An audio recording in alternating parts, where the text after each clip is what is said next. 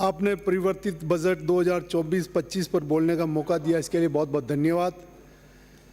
जब 10 जुलाई 2024 को हमारे प्रदेश की वित्त मंत्री श्रीमती दिया कुमारी जी ने बजट पेश किया, वो एक जानदार, शानदार और मालदार बजट था।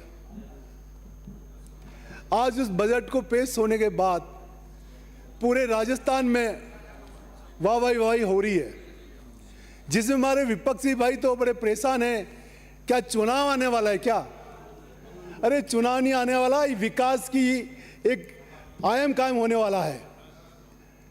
हमारी सरकार का और हमारे देश के प्रधानमंत्री जी का सपना है कि हमारा भारतवर्ष एक विकसित भारत बने, और विकसित भारत तभी बनेगा कि इस धरती पर रहने वाला हर व्यक्ति का एक जन्मसिद्ध अधिकार है कि उसको शिक्षा, सड़क, बिजली, स्वास्थ्य, रोजगार ये सभी उपलब्ध हो। और उसी अनुरूप हमारी सरकार ने विजन बनाया और एक विजनरी बजट पेश किया।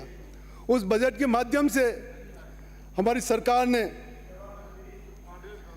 मुख्यमंत्री जी ने एक सपना संजोया, और इस सपने के आधार पर प्रत्येक विधायक को, प्रत्येक विधानसभा को और ऐसा बजट दिया कि मैं समझता हूं कि आज तक इतिहास में शायद ऐसा बजट पेश नहीं हुआ होगा।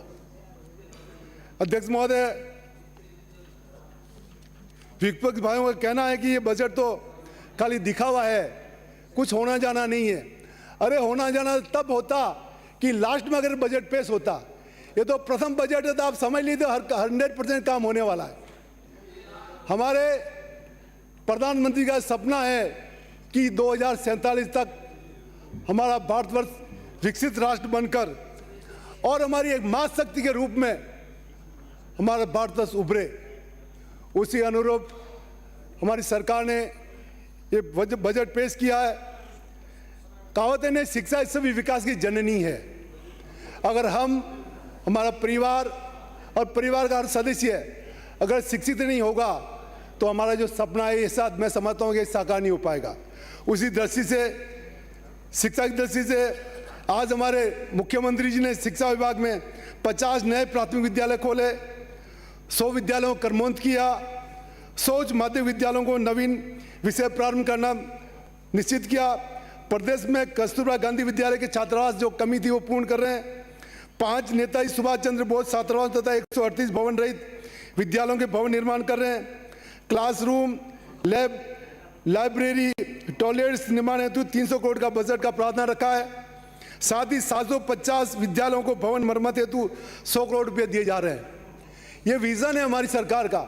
अगर पूर्ववर्ती सरकार ने ये साथ किया होता तो शायद उधर बैठने का इनको शायद जरूरत नहीं पड़ती, लेकिन इन्होंने केवल सच बात दिखाए, और सच बात दिखाए कोई काम नहीं किया।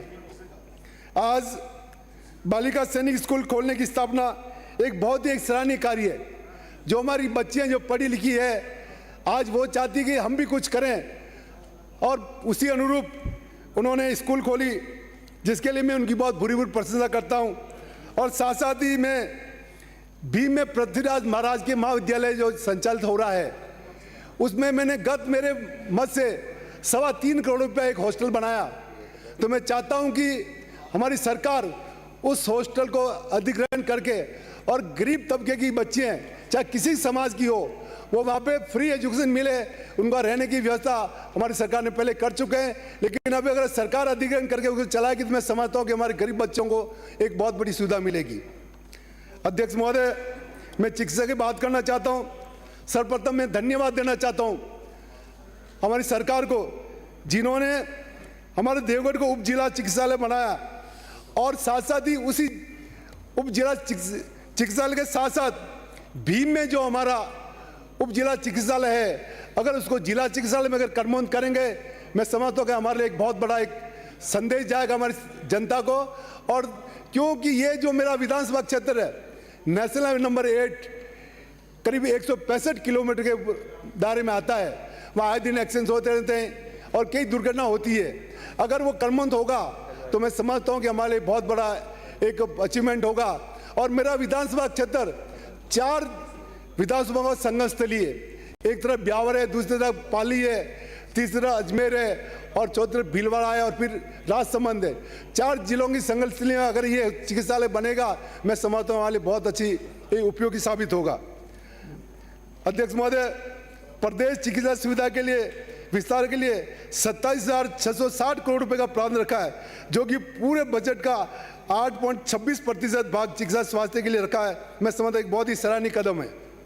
राज्य के साथ साथ केंद्र सरकार ने भी आयुष्मान योजना लागू कर देश में आमजन को बेहतर चिकित्सा सुविधा उपलब्ध कराकर एक क्रांतिकारी कदम उठाया है।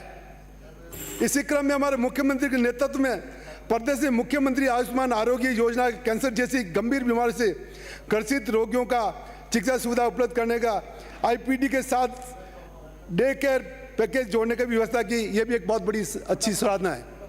अध्यक्ष महोदय, माँ योजना के माध्यम से अच्छी एक राहत मिली है। शिशु एवं छोटे बच्चों के इलाज के लिए पेडियाट्रिक पैकेज को जोड़ना, यह भी हमारे लिए बच्चों के लिए बहुत अच्छी सुविधा है। साथ ही भीम उप जिला चिकित्सालय साथ में। माननीय सदस्य, हो गया।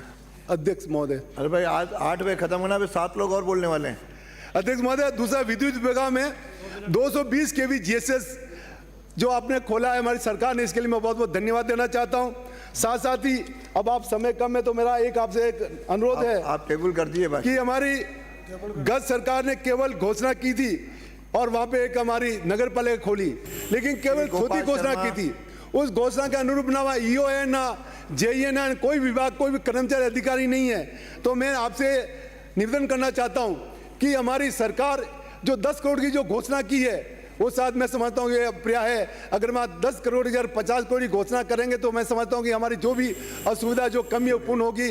आपने समझ दिया, इसके लिए बहुत बहुत धन्यवाद। 6 मिनट 5 मिनट पूरा।